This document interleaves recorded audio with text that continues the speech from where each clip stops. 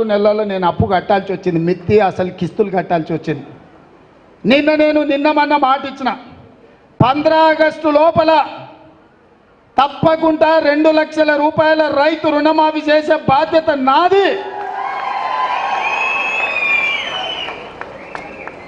సేవాలాల్ సాక్షిగా, బావోజీ సాక్షిగా నేను మాట ఇస్తున్నా, 15 ఆగస్టు లోపల నేను మీ రైతు రుణమాఫీ చేస్తాను. హరీష్ రావు అంటున్నాడు నిన్న, చేయకపోతే రాజీనామా చేస్తావా అని. నేను హరీష్ రావుకు సూటిగా కేసీఆర్ సవాలు విసురుతున్నా, 15 ఆగస్టు లోపల రుణమాఫీ నేను చేస్తా. నేను రుణమాఫీ చేస్తే నీ పార్టీని నువ్వు రద్దు చేసుకుంటావా? సవాళ్ళు స్వీకరించు. 15 ఆగస్టు లోపల 2 లక్షల రుణమాఫీ చేసి చూపిస్తా. అక్కడి సూర్యుడు ఇక్కడ మొలిచిన, భూమి ఆకాశాలు తలకిందులైనా, కేసీఆర్ ఫామ్ హౌస్లో ఊరేసుకొని సచ్చిన 15 ఆగస్టు లోపల రైతులకు 2 లక్షల రుణమాఫీ చేస్తా. చేసిన మరుక్షణమే నీ పార్టీని నువ్వు రద్దు చేసుకుంటావా?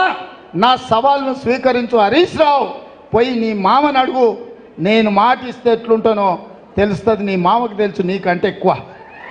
అందుకే ఇవాళ చెప్తున్నా, ఈ వేదిక మీద నుంచి ఏ రైతు ఆధైర్యపడాల్సిన పని లేదు, ఏ రైతు బాధపడాల్సిన అవసరం లేదు.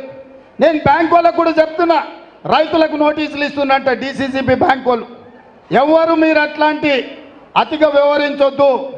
మిత్తితో సహా, అనా పైసతో సహా మీ పైసల్ని 15 ఆగస్టు లోపల తెలంగాణ ప్రభుత్వం చెల్లిస్తుంది.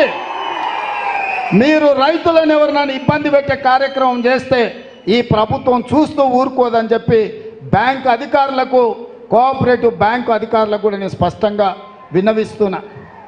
మాది జిమ్మెదారీ రైతుల తరఫున రుణమాఫీకి మీ అప్పు చెల్లించేది.